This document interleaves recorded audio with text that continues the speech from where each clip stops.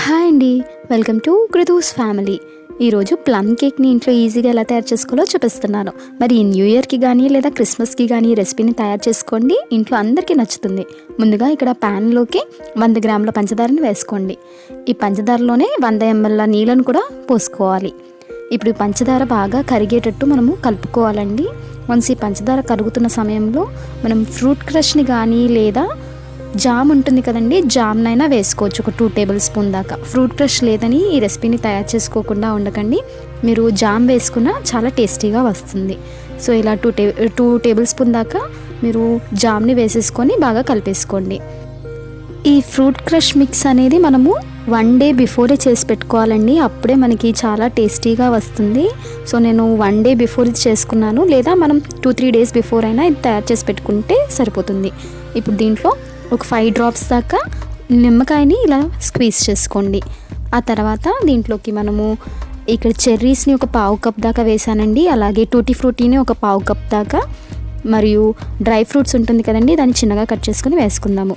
ఇక్కడ క్యాష్యూ నట్ని, అలాగే పిస్తాని, ఇంకా ఆల్మండ్స్ని వేసుకుంటున్నాను. సో క్వాంటిటీ అనేది ఎవరికి టేస్ట్ బట్టి వాళ్ళు వేసేసుకోవచ్చండి డ్రై ఫ్రూట్స్ అనేవి. సో ఇవన్నీ వేసేసి మనము బాగా బాయిల్ చేసుకుందాం. అలాగే ఇక్కడ ఒక 1/2 కప్ దాకా కజూర్ని కూడా వేసుకుంటున్నాను. సో ఇవన్నీ చాలా హెల్దీ కూడా, అలాగే టేస్టీగా కూడా వస్తుంది మన కేక్కి. సో ఇప్పుడు బాగా కలిపేసుకుందామండి.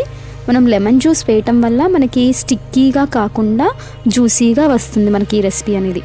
ఇప్పుడు దీన్ని ఇలా కొంచెం వాటరీ కన్సిస్టెన్సీలోనే మనం పెట్టుకోవాలండి. మరీ వాటర్ని డ్రై చేసుకోకుండా ఇప్పుడు వెంటనే వేరే బౌల్లోకి ట్రాన్స్ఫర్ చేసేసి 1 నైట్ అలానే ఉంచేసేయండి. ఫ్రిడ్జ్లో కూడా పెట్టుకోకూడదు, బయటే పెట్టేసుకోండి. ఇప్పుడు ఇలా ఒక ప్యాన్ పెట్టుకునండి. ఇది నెక్స్ట్ డే తయారు చేసుకుంటున్నాను. క్యారమెల్ని ప్రిపేర్ చేసుకుంటున్నాను ఇక్కడ. సో క్యారమెల్ తయారు చేసుకోవడానికి ముందుగా ఒక 100 గ్రాముల పంచదారని వేసుకోవాలి. మనం ప్యాన్ ఎంత వేడిగా ఉంటే మనకి షుగర్ అనేది అంత తొందరగా కరిగిపోతుందండి. సో ఇక్కడ వితౌట్ వాటర్ మనం ఇలా కరగపెట్టుకోవాలి. వాటర్ అసలు యూస్ చేయకుండా మొత్తం కరిగిపెట్టుకున్నాక ఇలా కొంచెం గోల్డెన్ బ్రౌన్ కలర్లోకి వస్తుంది కదండి. ఈ గోల్డెన్ బ్రౌన్ కలర్లోకి వచ్చాక మనం వాటర్ని పోసుకుందాము. సో ఇక్కడ 50 ml దాకా వాటర్ని వేసానండి. మీరు కొంచెం వేడి నీళ్ళు పోసుకోవడానికి ట్రై చేయండి, లేదా ఇలా మనకి గట్టిగా అయిపోతుంది. సో నేనైతే ఇక్కడ వేడి నీళ్ళు వేయలేదు కాబట్టి అలా అయ్యిందనమాట. వేడి నీళ్ళని వేసి వెంటనే కరిగించుకుంటే ఇలా మనకి లిక్విడ్గా మారిపోతుంది. ఇప్పుడు దీన్ని కొంచెం దగ్గర పడుతుంది కదండి. సో హనీ ఏ కన్సిస్టెన్సీ అయితే ఉంటుందంటే అలాంటి కన్సిస్టెన్సీలో వచ్చే వరకు తిప్పుకోవాలి. తర్వాత ఇక్కడ కేక్ చేసుకోవడానికి 250 గ్రాముల మైదా పిండిని జల్లెడలోకి వేసుకోండి. అలాగే ఒక 1/2 స్పూను బేకింగ్ పౌడర్ని వేసుకుందాము. మనకి కొంతమంది కేక్స్ చేసుకునేటప్పుడు పైకి పొంగుతూ వస్తుంది కదండి. సో ఇది బేకింగ్ పౌడర్ కానీ బేకింగ్ సోడా కానీ ఎక్కువగా వేసుకోవడం వల్ల అలా జరుగుతుందన్నమాట. సో దీన్ని బాగా మనం కలిపేసుకుందాము, సో దట్ మనకి బేకింగ్ పౌడర్ అనేది ఈక్వల్గా డిస్ట్రిబ్యూట్ అవుతుంది. ఆ తర్వాత ఇక్కడ ఒక బౌల్లోకి 100 గ్రాముల బటర్ని తీసుకుంటున్నాను. బటర్ మీరు తీసుకునేటప్పుడు డైరెక్ట్గా ఫ్రిడ్జ్లో నుంచి తీసుకోకండి. ఒక 1 అవర్ 2 అవర్స్ దాకా బయట పెట్టుకున్నాక మనము ఇలా కేక్ తయారు చేసుకోవడానికి తీసుకోవాలి. అలాగే ఎగ్స్ని కూడా యూస్ చేసుకుంటాం కదండి. ఆ ఎగ్స్ని కూడా ఫ్రిడ్జ్లోంచి డైరెక్ట్గా తీసుకొని దీంట్లో వేసుకోకూడదండి. మీరు ఒక 1-2 అవర్స్ బయట పెట్టుకొని రూమ్ టెంపరేచర్ వచ్చాకే ఎగ్స్ని కూడా యూస్ చేసుకోవాలి.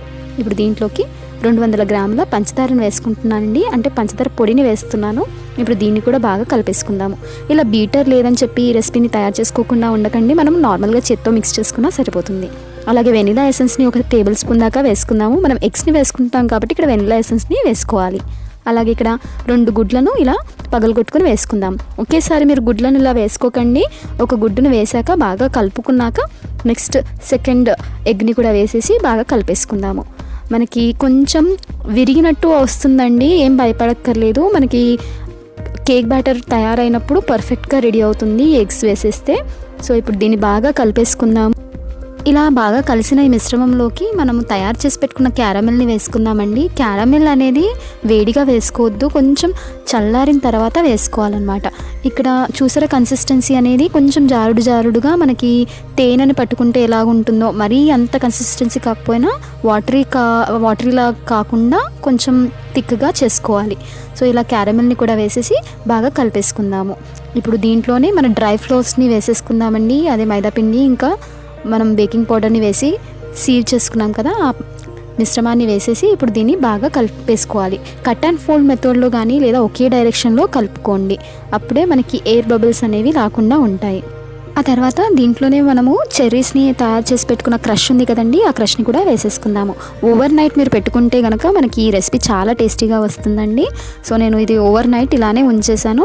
ఫ్రిడ్జ్లో పెట్టకండి, జస్ట్ కింద పాత్రలో నీళ్ళు వేసుకొని పైన ఇలా బౌల్ పెట్టేసుకోండి. సో దట్ మనకి చీమలు కూడా దాంట్లోకి వెళ్ళకుండా ఉంటాయి. ఇప్పుడు ఇలా కలిపేసుకోవాలి. ఒకే డైరెక్షన్లో కలుపుకోండి. కలుపుకున్నాక మన మిశ్రమం అనేది ఇది తయారైంది. ఇప్పుడు 7 ఇంచ్ టిన్ని తీసుకుంటున్నానండి. ఇలా 7 ఇంచ్ టిన్లోకి మీ దగ్గర బటర్ పేపర్ కనుక లేకపోతే నార్మల్ A4 షీట్ని ఇలా కొంచెం ఆయిల్తో మీరు స్ప్రెడ్ చేసేసుకుంటే బటర్ పేపర్లా తయారైపోతుంది. నేను నార్మల్ పేపర్నే యూస్ చేశానండి. బటర్ పేపర్ లేని వాళ్ళు ఇలా కూడా యూస్ చేసుకొని తయారు చేసుకోవచ్చు. ఇప్పుడు దీన్ని బాగా డాప్ చేసేసుకుందాము. డాప్ చేసుకున్న తర్వాత ప్రీ హీటెడ్ పాత్రలోకి పెట్టుకుందాము. ఇక్కడ నేను ఒక 5 మినిట్స్ ముందే ఈ పాత్రని వేడి చేసుకున్నానండి. ఆ తర్వాత ఇప్పుడు కేక్ని పెట్టేసుకుందాము.